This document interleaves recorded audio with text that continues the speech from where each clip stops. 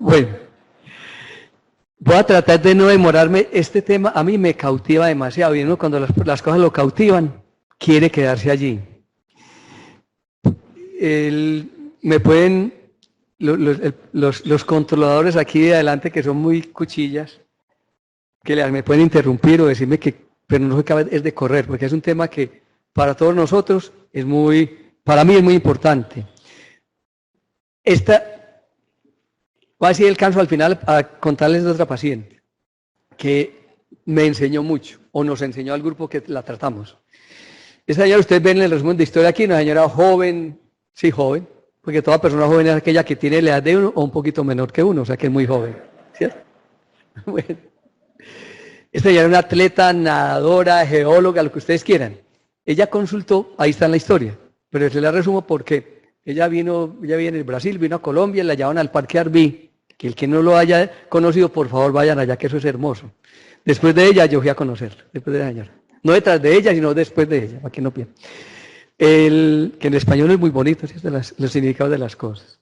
Ella consultó, ella fue a caminar con la familia y sintió un dolor en la piernita. Siguió caminando, pero ella después se dio cuenta que ella, siendo tan atleta, no les aguantaba el paso a los que iban caminando. Fue a urgencias, le hizo un diagnóstico de trombosis venosa profunda en la poplitea, muy bien, le empezaron un tratamiento. Me la remitieron para que la evaluara y obviamente tenía muy bueno su tratamiento, pero lo que más me llamó la atención es que en el examen físico estaba taquicárdica la señora. Y yo le dije, no, que usted, doctor, estoy asustado porque yo con una trombosis estoy asustada, yo, bueno, cualquier cosa. Dile, tranquila, acuéstese un ratico, le gasté el tiempo. Le volví a tomar la frecuencia cardíaca que tenía 114. No me olvidé ese número 114. Luego, entonces me fui para el tórax y le encontré que el P2 era mayor que el A2. Una persona de 58 años que no tiene enfermedad pulmonar, que es muy deportista, el A2 debe ser superior al P2. ¿En qué pensamos, señora? En una embolia pulmonar.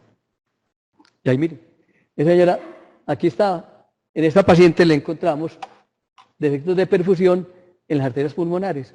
Y para tristeza mía, porque hice mucha empatía con la señora, en el examen hemograma le encontramos un 80% de blastos tenía la señora.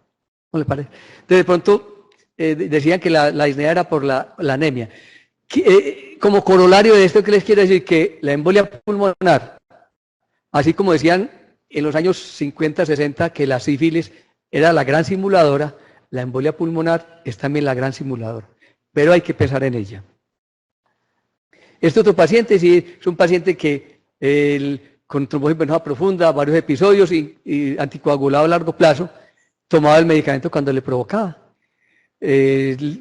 Trabaja como vendedor ambulante en los municipios o en los departamentos de Antioquia, en Colombia, pues.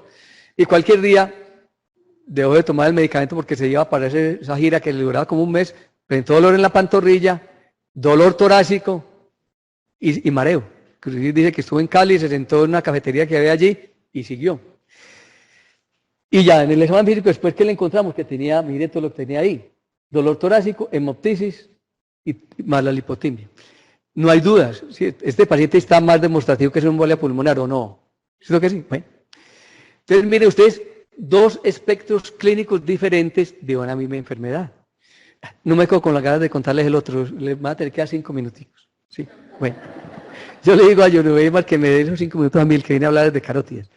Esta señora es una señora de 65 años, quien le habían operado de un carcinoma de tiroides, de un carcinoma de mama hace años, después de un carcinoma de tiroides. Bien, la dama estaba con su esposo, que es médico también, en su casa, y sintió una disnea, la llevaron para urgencias de cualquier clínica. La miraron, como tenía dolor precordial, le hicieron enzimas y eran negativas, le hicieron ecocardiografía que fue normal. ¿Y qué más le hicieron? Yo no sé, yo creo que hasta prueba de esfuerzo le hicieron. No me acuerdo, pero hasta ahí llegó. Oiga pues, en el examen físico, un médico que estaba allí, convencido de ella, la examinó y le encontró una masa. Y la señora se estudió la masa, en un día o dos ya estaba lista para operarse, la operaron. Y la paciente, el anestesiólogo se dio cuenta que no saturaba, era una saturación del 78, el 80 y tal, y no mejoraba con oxígeno a altas concentraciones. Esa señora lo que tiene es una embolia pulmonar. Entonces mire que las embolias pulmonares afortunadamente no nos matan todos, solo el 5% y lo matan uno las primeras 24 horas. Esta señora la operaron y tenía embolia pulmonar y salió y estaba, pues, como decimos, vivita y coleando. Entonces mire, son tres aspectos diferentes de la embolia pulmonar. Entonces con eso yo creo, la idea mía no es confundirlo más, confundirlas hay que decir, y confundirlos. Como me choca a mí hablar así, me gusta hablar, pero bueno. Y les quería traer esto para que nunca utilicen esa palabra. Yo sé que ustedes la utilizan así, ¿o no? Bueno, ¿vieron la acepción, lo que quiere decir? Muy bien. Yo creo que jamás la van a utilizar. Siempre hablen de embolia, tromboembolia pulmonar. Y miren ustedes, es una enfermedad que es supremamente frecuente. Yo diría que, o diríamos no, en Estados Unidos miren más o menos 600.000 casos anuales. Y es la tercera causa de muerte hospitalaria. Todavía en algunas partes no se hace la profilaxis que se debía hacer. Muy bien. Y que puede manifestarse, miren, les puse 3 casos diferentes de embolia pulmonar. O sea que diría yo que es la gran simuladora. Y miren, en Estados Unidos unos 400.000 casos al año de errores diagnósticos. Y muchos de esos terminan en hipertensiones pulmonares crónicas. Por tanto, muchos son subdiagnosticados. Pero puede pasar lo otro, que se exagera la sospecha y se aumentan los costos al sistema de salud por tantos exámenes que hay que hacer. El 80% de los mismos inferiores. Y siempre que hablamos de trombosis tenemos que hablar de este señor de mediados del siglo XIX, Virchow, la tía Virchow famosa, y no se nos olvide que muchas veces nosotros como médicos estamos participando en la génesis de la trombosis porque pacientes que están sometidos a reposos o a inmovilidad prolongada no hacemos la profilaxis que se debería hacer, entonces ya cumple uno de los parámetros de la actividad de Virchow, que es el reposo. Y recordar esto, no sé, y muchos más, yo creo que les puedo presentar otro, es que los factores de riesgo le ayudan a uno mucho. Le ayudan a uno mucho. Ese paciente que yo les contaba que se embolizaba por Cali, tenía trombosis venosa, no está anticoagulado, dolor en la pantorrilla, dolor torácico, ahí está el factor de riesgo, una trombosis venosa y que el paciente no la tenía anticoagulada. Entonces nos puede ayudar mucho. Entonces siempre identificar la cirugía, la inmovilidad del cáncer, mire todo ese montón de cosas que podemos tener, pacientes que les dan estimulantes de la eritropoyetina, todo eso, mire. En estos días vi un señor como de 80 años que estaba con una mielodisplasia, no sé por qué se le dio pues eritropoyetina, le están dando eritropoyetina, es una embolia pulmonar. Entonces, recordar todo este montón de cosas para ver en qué contexto está el paciente, pero mire la señora del colega que yo les comenté, sana completamente, tenía un cáncer de mama que ya no estaba tomando el tamoxifeno ni nada, estaba aparentemente en buenas condiciones. ¿Qué tenía? Le encontraba una masa que le dije yo que era un sarcoma retroperitoneal, le encontraba a la señora. Pero la gente no sabía que estaba. Pero si era un tumor, o sea que era un riesgo para embolia pulmonar. Muy bien. Y esto es para mostrar el RR de los riesgos para trombosis y embolia. Miren ustedes. Historia previa de embolia pulmonar, de trombosis o embolia tromboembólica venosa, casi 3. Cirugía en las últimas 4 semanas, miren. Recordar, yo creo para todos los médicos debemos recordar este grafiquito para mostrar que el RR del paciente, miren acá, la obesidad está por encima de 1, miren. Los mayores de 50 años y la historia familiar. Ya los otros sí son de menor RR.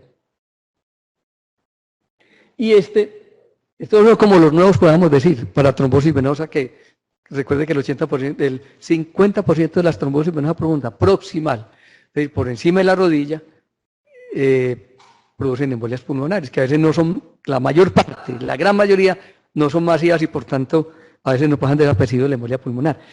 ¿Saben qué es el trombosis? Ese es, lo describió, ahí está el nombre de ese señor, son descritas en personas que pasan mucho tiempo del día sentados en un computador.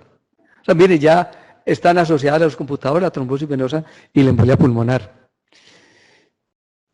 Y no se nos olvide, las mujeres que están tomando anticonceptivos o terapia de reemplazo estrogénica tienen un riesgo entre 3 y 4 veces mayor de hacer embolias pulmonares y trombosis que aquellas quienes no toman estos medicamentos. ¿Por qué esta cuñita? Porque muchas damas vienen de otras partes del mundo a hacerse cirugías plásticas acá. Entonces no les da tiempo suspender los anticonceptivos o la terapia de reemplazo, les hacen sus cirugías bien bonitas y se mueren en el avión, porque las dan de alta, es en embolias pulmonares.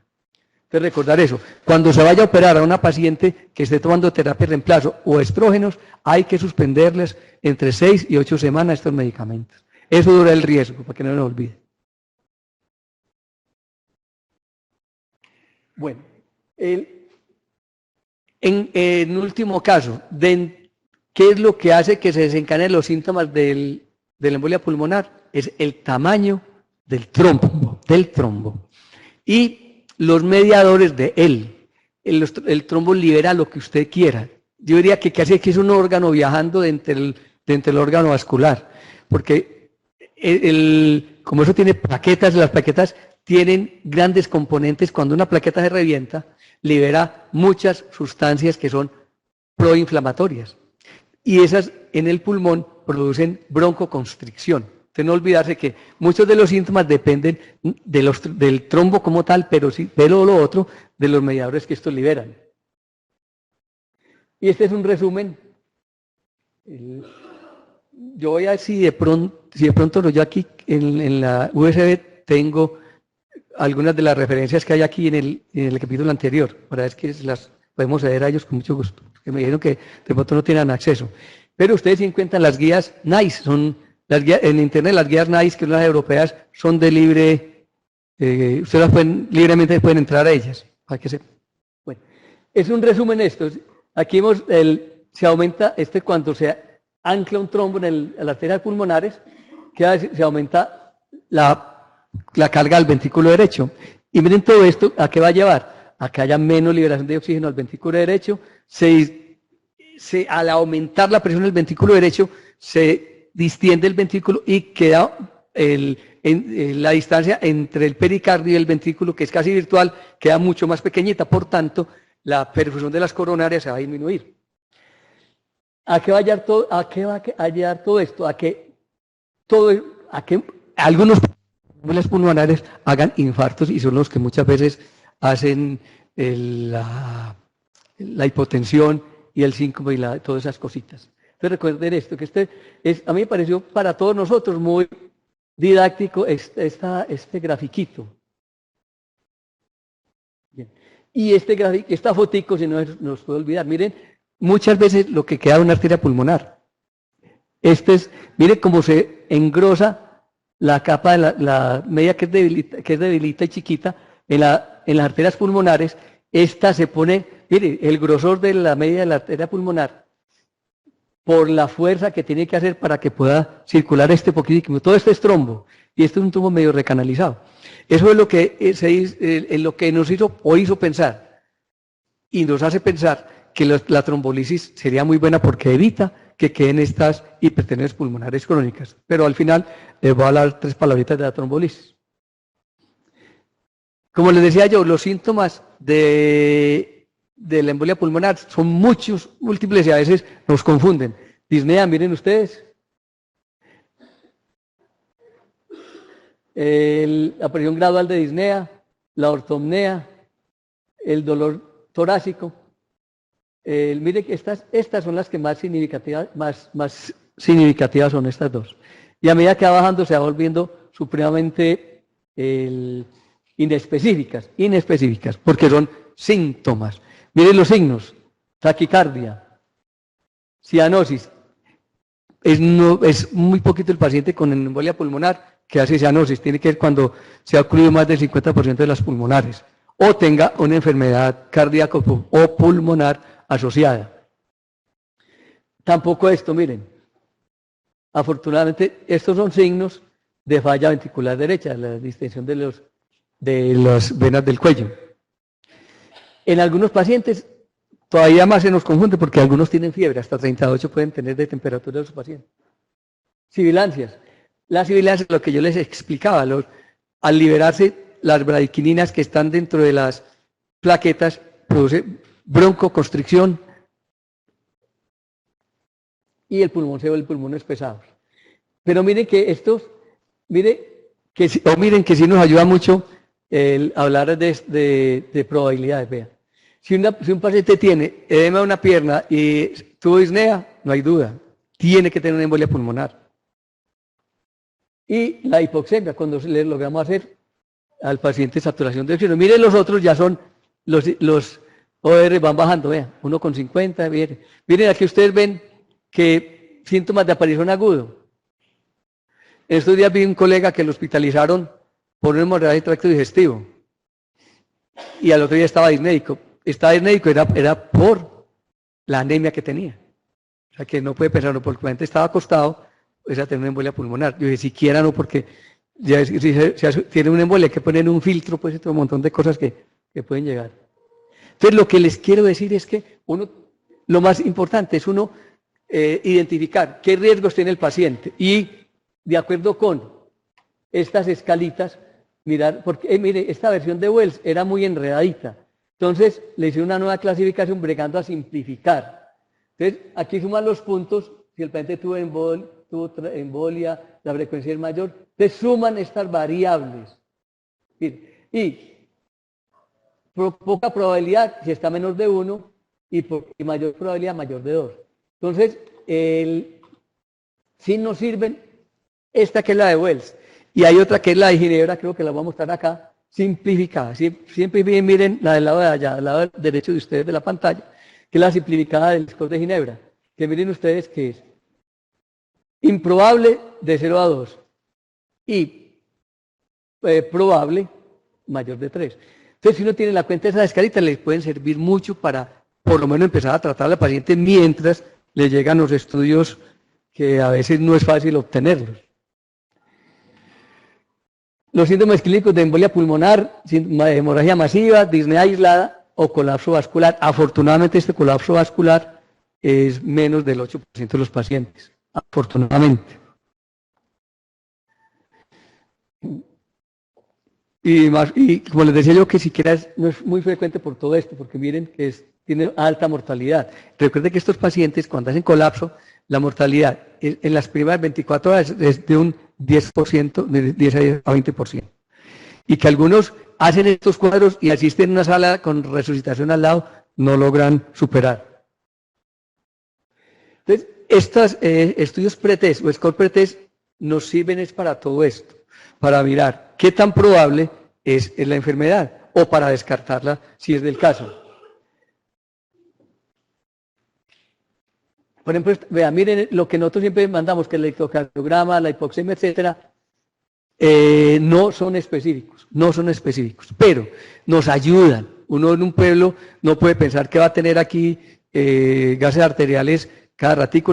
Afortunadamente tenemos forma de hacer saturación de oxígeno, que ya se consigue en cualquier parte, pues un aparatico, un oxímetro digital, y nos puede ayudar mucho en estos casos. Un paciente con disnea, le hacemos y que tenga hipoxemia, nos va a ayudar mucho. Y si fuera eso, tiene un factor de riesgo. Miren, si todos lo sumamos, por eso los scores para mí son muy importantes, o para mí en estos casos. Bueno, miren ustedes, es el clásico S1Q3T3, ¿lo ven allí? Ay, perdón. O McGinn White, pero no siempre se encuentran los pacientes. Si uno tiene un paciente aliviadito que hace disnea, le hacemos un electro y nos da un S1Q3T3, lo más probable es que sea una embolia pulmonar, es lo más probable y podamos empezar tratamiento mientras logramos confirmar si no tenemos en las primeras horas métodos diagnósticos. El síndrome de Westermarck tiene que ser una radiografía, si uno ve esa es la hiperlucencia de un campo pulmonar, es decir, que un campo pulmonar esté más negrito que el otro sin que sea un neumotórax. Y miren allí, de este mismo paciente, la embolia pulmonar en este lado. Y aquí llegamos como al cuello del asunto. El dímero D es muy importante para descartar. No hay ninguna duda. Y miren ustedes, aquí les quitaré en rojo, es el cálculo del dímero D de acuerdo con la edad. Ya se han hecho estudios validando el dímero D en los pacientes mayores de 60 años. No es lo mismo un dímero de 600 en un paciente de 70 años que un dímero de 600 o 700 en una persona de 40 años. Porque miren ustedes, y esa es la reglita para calcular el valor normal del dímero de personas mayores. Y entonces es muy importante como factor, como valor predictivo negativo de más del 95%. Entonces, y usualmente debe ser en paciente ambulatorio, en el hospitalario, a usted le da positivo y eso cualquier cosa le puede dar. Vienen ustedes debajito donde dice falsos positivos, todos los que hay, vean. Todo eso le puede dar un dímero de positivo. Cáncer, cirugía, infección, el embarazo, mayor de 70 años, trauma, mire, cualquier cosa que tenga el paciente inflamatoria le va a subir el dímero D. Bueno. Para corroborar esto, a los pacientes que tenían dímero D negativo, que no se trataron, miren ustedes, el seguimiento a unos meses, solamente el 0.1% hizo embolia pulmonar en este trabajo. Aquí el 0% y aquí 0.4%. O sea que es un valor predictivo negativo y créame, muy bueno este dímero D. La ultrasonografía, no en todas partes hay, a todas horas no hay. Es muy fácil de realizar, pero es ultrasonografía de los miembros inferiores para buscar trombosis. Si el paciente tiene síntomas de disnea, tos, dolor pleurítico, ansiedad, tengan en cuenta que la ansiedad es importante, está taquicárdico. Si tengo forma de hacerle, no tengo forma de hacerle una angiotac, le hago un duplex. Si me da positivo, ahí me puedo quedar, porque tenemos que hacer tratamiento de la trombosis venosa profunda y de una vez de la embolia pulmonar, que el tratamiento es igual. Las dosis de los medicamentos no varían. Es un duplex. La ecografía transtorácica, en casi todas las partes del mundo hay ecocardiografía hasta las 7 de la noche, hay ultrasonido hasta las 7 de la noche, de ahí en adelante se pega uno a las encartadas del mundo con eso. Pero bueno, es bueno saber que hay algunos hallazgos en las ecocardiografías. Esta es la transtorácica, la sencilla, puede ser dilatación de la vena cava inferior, pero puede ser normal. Cuando la embolia pulmonar es segmentaria, que no da muchos síntomas o no produce hipotensión ni mucha taquicárdica, puede no verse todos estos signos que uno puede encontrar en la ecocardiografía transtorácica. Y otras veces sí puede encontrar hasta un trombo en el ventrículo derecho. Con el advenimiento de la transesofágica, que es un poquito más enredadita para hacerla, porque necesita pues intubar al paciente, un tubito, pues como una endoscopia, no le encuentran disponible a las 24 horas. Pero miren ustedes que tiene alta especificidad y muy buena sensibilidad. El problema con esto es que encuentra más fácil uno quien le haga una angiotac en todo Medellín que una transtorácica o transesofágica mucho menos, ¿cierto? Pero bueno. La angiotac, miren ustedes, no hay ninguna duda, este paciente tiene amputadas sus arterias pulmonares, que son segmentarias las ramas que tiene, de una alta especificidad. También nos sirve la angiotac para medir los diámetros del ventrículo derecho y del ventrículo izquierdo.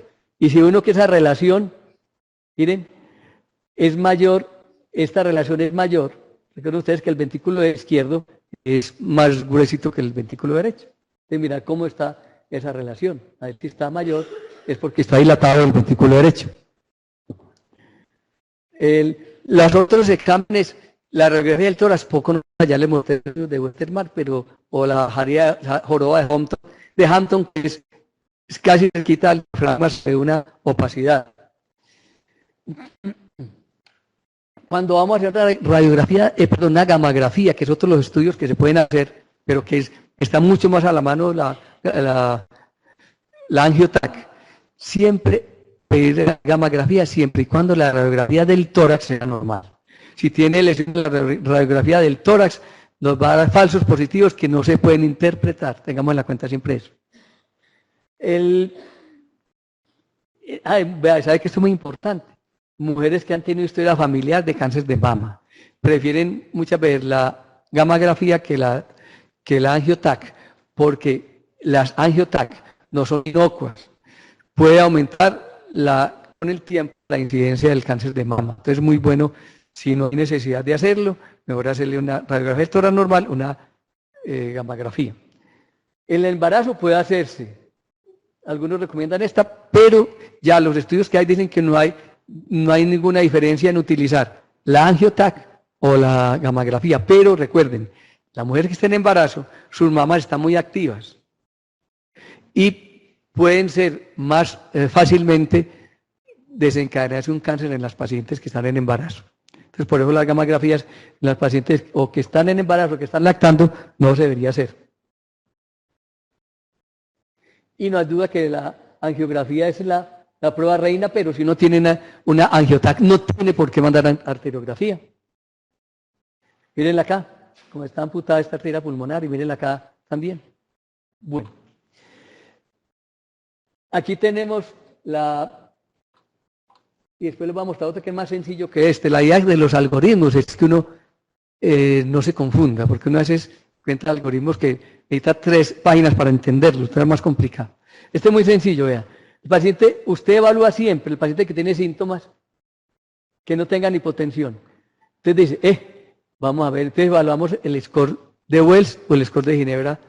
Entonces decimos, si tiene probabilidad, entonces si el paciente está hemodinámicamente estable, tiene baja probabilidad, le hacemos dímero D. Mire que el dímero D nos sirve mucho. Baja probabilidad, dímero D negativo, no hay que hacer nada. Baja probabilidad, pero dímero D positivo, a este paciente le tenemos que hacer la angiotac con multidetectores. Si el paciente está hemodinámicamente inestable en este lado, miren ustedes, este paciente, si usted, ¿qué es lo que tiene que hacer si está hemodinámicamente inestable? Si tiene la angiotac, ojalá le pueda hacer la angiotac de una vez. A veces, en este paciente hemodinámicamente inestable, tienen mayor facilidad de hacerle la ecografía transtorácica o transesofágica, hágale cualquiera de las dos que le pueda hacer. Miren, acá está, ¿cierto? Esta o esta. Y ya, obviamente, de acuerdo con eso, hacer el tratamiento. Y muy importante es esta. Aquí, hace 2 años nos aclaró muchas cositas para el tratamiento, y es el paciente con embolia pulmonar, uno lo debe clasificar de acuerdo con el riesgo que tenga. Riesgo de mortalidad. Entonces, miren acá, mayor del 40%, entre 15 y 40 y menor del 15. O sea que este paciente, mayor del 40%, miren ustedes, tiene shock, tiene el riesgo de morirse alto, tiene difusión del ventrículo derecho y todos los biomarcadores están positivos. Entonces, el paciente tiene riesgo alto. De una vez, este paciente va para trombolisis, no hay ninguna duda. No hay ninguna duda. Que al final veremos las dosis. El intermedio, en estos fue que se bregó a realizar trombolisis, porque pensábamos, y yo soy de los que pienso que esas arterias pulmonares quedan con hipertensión pulmonar muchos de los pacientes, pero balanceando riesgos-beneficios, se quedan que es mejor dejarlas así que se muere el paciente por un sangrado. Marcadores de injuria miocárdica, troponinas, aquí no lo hacemos, este es el TFAB, que es diríamos, ácidos grasos, etcétera, que no, ya se hace, pero aquí lo que quiero que tengan es los valores de ellos, que se consideran el ProBNP. Esto diría que son factores como de riesgo para clasificar al paciente de mortalidad o no a los 30 días. Estos dos. Todos estos 3, pero aquí no lo hacemos todavía. Lo que les quería decir es que en algunos, mire, un porcentaje importante, usted puede empezar tratamiento sin conocer los resultados de los exámenes. Mire, aquí este es donde yo quería, este es mucho más elemental, este algoritmo para todos nosotros. Es, paciente, evaluamos la probabilidad clínica, baja probabilidad, dímero D, negativo, no se trata, positivo, listo. Le hacemos angiotac, si es positivo, listo. Bueno. Y mire, alta probabilidad, de una vez, angiotac, ¿cierto? Negativo, no TEP y tratamiento. Está mucho más resumido acá, y eso es lo que debemos tener como en nuestra cabeza eso. Baja probabilidad, le hacemos dímero D. Dímero D negativo, vaya tranquilo.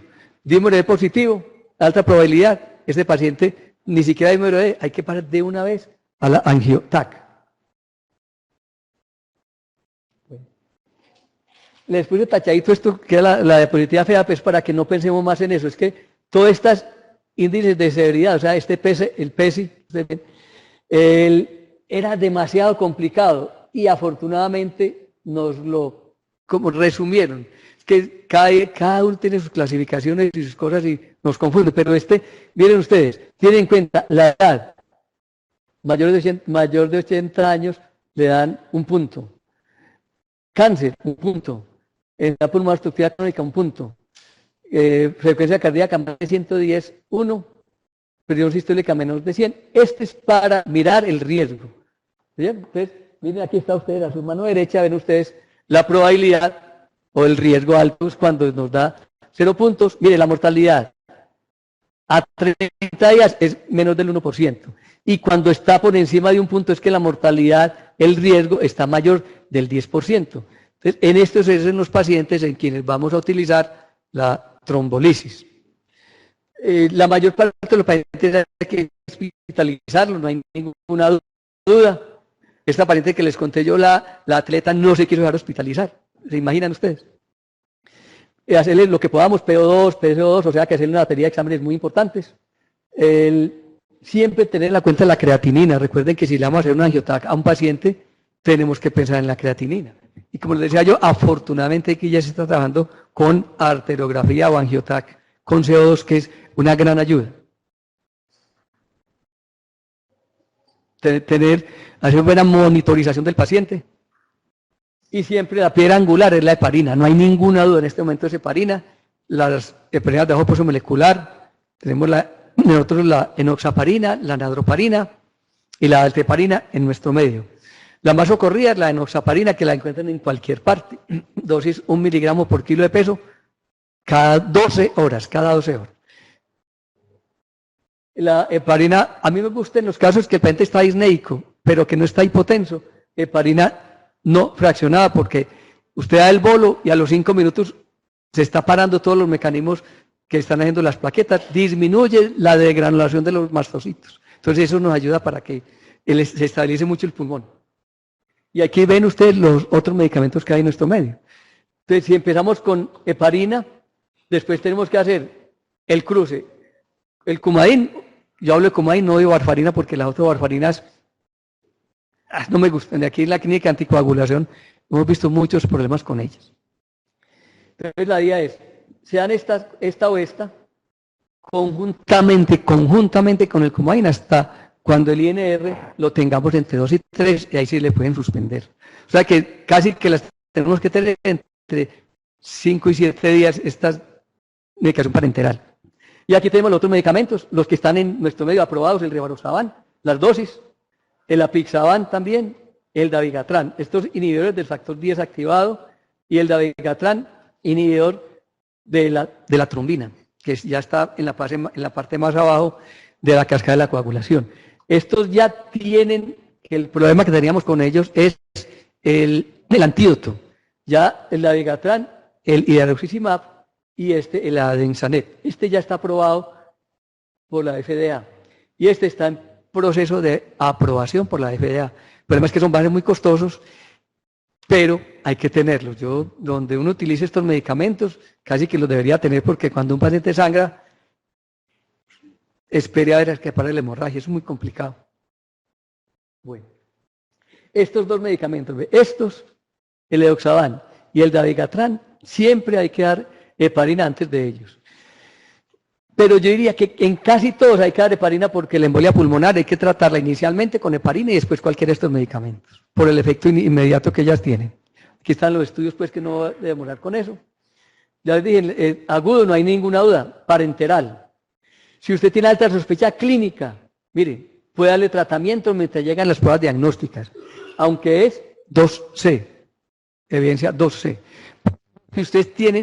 Si usted no tiene forma de hacer el diagnóstico, pero tiene alta sospecha clínica, empiecen el tratamiento, porque ustedes esperan 8 o 12 horas y se le muere el paciente. Pueden hacer. Bueno, esto porque muchas veces, vuelvo y digo, no hay, entre sospecha alta e intermedia, usted puede empezar a anticoagular sin necesidad. Si es baja, no debe empezar a anticoagular, lo debe hacer solo cuando tenga los resultados. Bueno, en tiempo de anticoagulación, lo mismo para la trombosis venosa profunda, si es provocada por cirugía, por trauma, por reposo, 3 meses de anticoagulación. Yo a veces, pero es solamente mi modo de ver las cosas, que en la embolia pulmonar se debe anticoagular un tiempito más. Darle tiempo a que todo ese endotelio se vaya organizando un poquito más, pero las guías dicen eso. Yo lo hago un poquito más, les digo, yo voy hasta 6 meses. Siempre explicándole al paciente. En la anticoagulación siempre recomiendan, siéntese con el paciente y dígale, Probablemente son 3 meses, pero yo creo que son 6. El problema es que después quitarle la anticoagulación no es fácil. Les digo de una vez, parece que usted tenga anticoagulado y decida desanticoagularlo, ya llevo un año y usted me la va a quitar, entonces ¿qué me va a pasar? Eso no es fácil. Tiene que volverse uno un prestidigitador para poderlos convencer. Bueno, si la trombosis no provocada, mínimo 6 meses, mínimo 6 meses. En las guías de ahorita del 2016, todavía aparecen como media grado B, es porque esto probablemente es más tiempo, porque es no provocada. Y el cáncer, no hay ninguna que el tratamiento es con las heparinas de bajo peso molecular. Hay en curso trabajos con el apixaban, el rivaroxaban en pacientes con cáncer. Yo diría, si el cáncer no es avanzado y está muy controlado, yo los autorizaría a utilizarlos. El que más tiene de todos los estudios es el edoxaban, que no se consigue todavía en Colombia, pero yo creo que en un año llega. El que más pacientes tiene con cáncer y edoxaban. Y lo otro es que si el paciente tiene embolia pulmonar o trombosis y tiene síndrome antifosfolípido, no se le deben dar estos nuevos anticoagulantes porque no hay ningún estudio. Casualmente antier me leí un estudio, pero es de fase 2, fase 3, con el rivaroxaban. Todavía no se los puedo recomendar. Sería irresponsable. Bueno. Y esto le pasa a uno cada rato. Le hacen una angioTAC para cualquier cosa al paciente, le encuentran que tuvo una embolia pulmonar, pero no es sintomática. Ese paciente no se debe tratar. En este momento es lo que recomiendan las guías, y ahí las tenemos allí.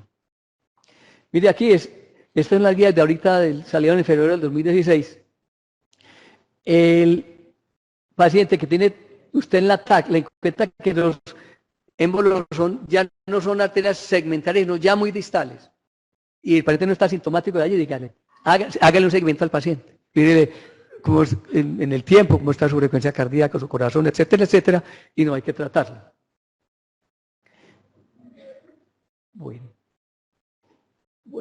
Con respecto a la trombolisis, 2 cositas importantes. Hay quienes la recomiendan y hay quienes están en contra de ellas. Quienes la recomiendan dicen, vea, 1, mejora la supervivencia. Bueno, 2, hay menos recurrencia, previene la hipertensión pulmonar trombótica a largo plazo y hay mejor calidad de vida. Como les digo, en la clasificación que ustedes vieron de la Sociedad Europea que está en el intermedio, un trabajo que presentó el Constantini desde hace unos 10 años o 12 años, en el cual en los pacientes que en ese momento hablan de embolia pulmonar submasiva, utilizó en estas personas trombolisis comparada con heparina y encontró que en los que les daba la heparina sola, en algunos de ellos tuvo que recuperar con trombolíticos. Con ese estudio yo me animé, y ahí me encontré el que era, y empecé yo con los residentes, y algunos, profe, ¿usted cómo le ocurre eso? Entonces, en esa época, todos los pacientes, fue como en el 2012 ese estudio, con embolia pulmonar submasiva le damos trombolisis. Afortunadamente, pues ninguno se nos murió de hemorragia cerebral. Entonces, después vino un estudio, que al final se los voy a mostrar, pero los voy a comentar de una vez, que se llama el estudio, el PHITO, hecho por el doctor Goldhaber, que es una autoridad mundial pues, en embolia pulmonar.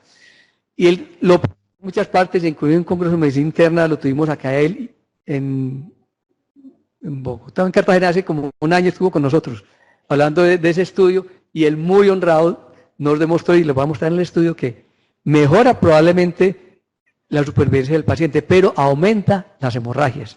Los trombolíticos tienen ese problema. Son medicamentos que son maravillosos con respecto a lo que le hacen al trombo. Lo digieren.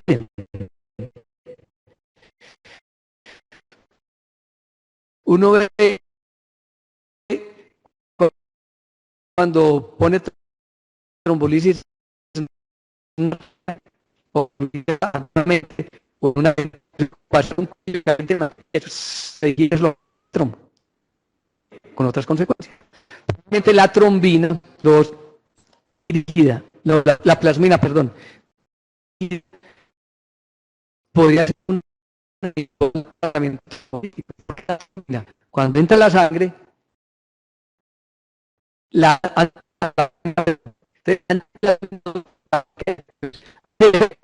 cuando lo tiramos directamente en la arteria o en la vena, y el que sale a la periferia, creo que por tanto la mina de trabajo con ella unos 20 años, pero están otra vez reviviéndole y yo creo que probablemente es el futuro de la trombolisis. Bueno, no hay ninguna duda que el paciente que tiene alto riesgo, o sea, que si usted no lo pone probablemente tiene alto riesgo de morirse en los primeros 30 días. No hay duda que en ese paciente debe ponérsele trombolisis, el que llega en síncope o llega en paro, y no hay duda que ese paciente requiere trombolisis, no hay ninguna duda. Y ahí está usted la dosis, 100 miligramos puestos en 12 horas. Mire, el ACCP dice, hacerla si no hay contraindicación, y eso es pues una verdad de perogrullo. Un paciente que tiene sangrado no puede poner trombolisis, ni riesgos, pero tenemos la trombolisis mecánica, y aquí muchos de los, afortunadamente en la ciudad, existen los radiólogos intervencionistas, y esos son unos berriondos para meterse por todas partes. Y uno de ellos es la utilización de la trombolisis mecánica en estos casos. Mire, este es el estudio que yo les comentaba, el famoso estudio Peyton, que no hay ninguna duda que mejoró el estado del paciente, pero mire los sangrados que tuvieron los pacientes. Entonces, se queda uno, las conclusiones de ese estudio es, disminuyeron la muerte temprana y la descompensación. No hay ninguna duda que en estos casos debe utilizarse, ahí es el riesgo, pero aumentó el sangrado. Entonces, la idea es que la trombolisis está indicada en el paciente con síncope, no hay ninguna duda, o con paro cardíaco. O sea, el que tenga alto riesgo de fallecer, pero en el intermedio no se debe utilizar. En algunas partes se abusa de la trombolisis. Este estudio yo creo que a muchos de nosotros nos paró un poquito con el uso de la trombolisis. Y me pongo ahí porque a mí no me gusta hablar que otros lo hacen. No, métanme a mí o yo me meto ahí porque las culpas son, las culpas compartidas se pueden llevar mucho más fácil. Yo digo eso así. Entonces, pero no se olvide que este es un estudio muy interesante.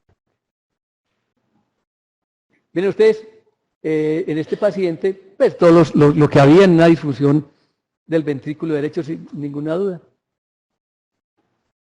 Bueno, entonces les decía yo que si está contraindicada la trombolisis farmacológica, tenemos la trombolisis mecánica, que había de un paciente en determinado momento.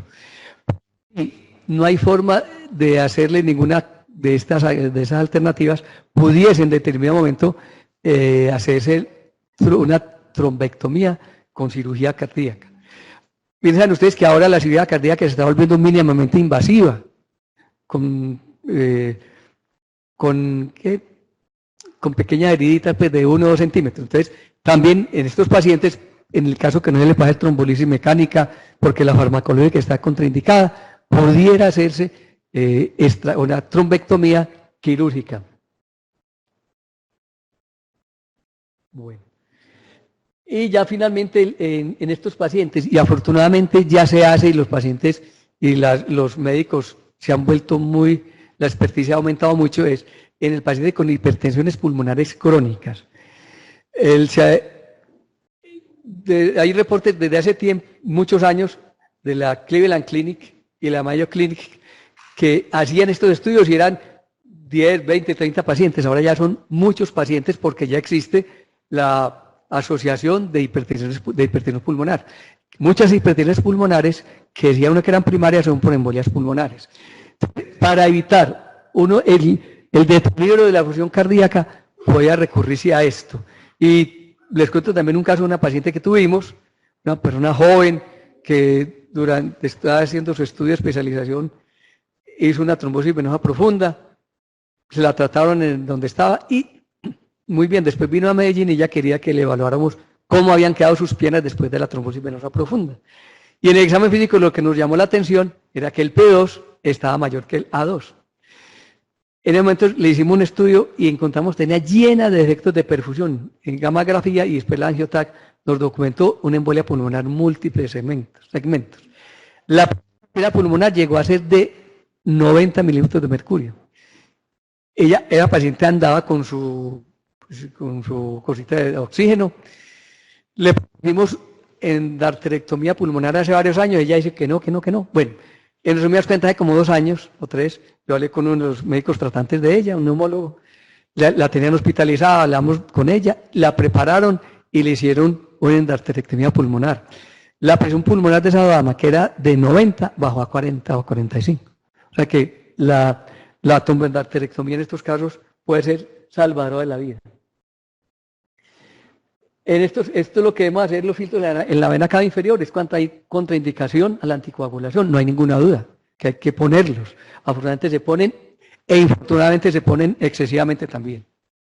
Si se pone un filtro en la vena cava inferior, que lo puedan retirar, o sea que es aún retirable el filtro en la vena cava inferior. Los filtros definitivos no se deben dejar. Un 20% de estos pacientes pueden hacer trombosis venosa profunda y taparse el trombo. Y después, por encima del trombo, formarse otros trombos y hacer embolias desde allí. Miren, por ejemplo, un trombo en un filtro. Y dos palabritas con respecto a la embolia pulmonar y el embarazo, que como les decía, dímero en el embarazo es muy poco específico. Pero usted tiene sospecha de embolia pulmonar y le hicieron dímero de líquido negativo, estén tranquilos que no tienen embolia pulmonar, pero les va a dar positivo, alto o mediano y los va a confundir. Les decía que no hay problema en hacer angiotac o en hacer gammagrafía. Las mamas a la paciente es mejor la gammagrafía que la angiografía, que la angiotac. Infortunadamente en la ciudad no hay equipos para hacer gammagrafía en todas partes. Es un estudio que se demora tiempo. En cambio, el angiotac, usted en 10 segundos tiene el diagnóstico de la embolia pulmonar. Entonces, estas pacientes deben recibir heparina o peso molecular durante todo el embarazo. Y después del embarazo sí se les puede dar Coumadin para llegar a un INR entre 2 y 3. Los nuevos anticoagulantes todavía no se han probado. Si se excretan por la leche, por tanto, no se deben dar en la lactancia. Y obviamente el posparto, la warfarina. Hay quienes dicen que podía darse la warfarina entre el segundo trimestre de ahí en adelante, pero recuerden que la warfarina pasa a la barrera placentaria y los fetos pueden sangrar e inundarse sus ventrículos y morirse. Entonces, yo diría que mientras menos, si no hay que utilizarla, mejor que no utilizar la warfarina en el embarazo. Y los anticoagulantes directos, ¿verdad?, que inhiben la trombina, inhiben el factor desactivado, no utilizar en el embarazo. Y finalmente ya está el tema de diapositiva para que descansen, pues descansen de mí. Miren ustedes, en la mujer en embarazo, ¿se sospecha clínica? ¿Hay sospecha clínica? No hay duda. Otro examen que podemos hacer es lo que les decía, pero que no está disponible las 24 horas, infortunadamente. Yo creo que aquí en el hospital está como hasta las 6 de la tarde, en la clínica de las Américas, hasta, mejor dicho, después de las 7 de la noche no encontramos quien nos haga un dúplex para trombosis. Entonces, pero sería el ideal inicialmente. Usted tiene trombosis venosa de embolia pulmonar, hágale el dúplex, no siga buscando, que el tratamiento va a ser el mismo. Bueno, creo que les hablé mucho de esto y pudiera haber hablado más, pero quise resumirlo porque por cuestión del tiempo, por respetar el tiempo y por no llenarnos de mucha información. Espero que con lo que hablamos nos llevemos una idea de lo que es el problema de la embolia pulmonar y lo más importante, tener en la cuenta los SCORE, el de Wells y el de Ginebra, que con seguridad nos ayuda mucho. Y no olvidarse de los factores de riesgo para trombosis, que también nos ayudan grandemente. Muchas gracias. Ahora sí.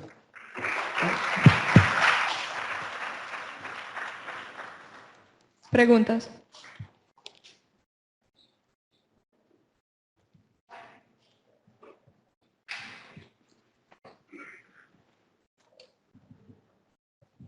Salimos a 15 minutos de refrigerio y ahorita volvemos. Gracias.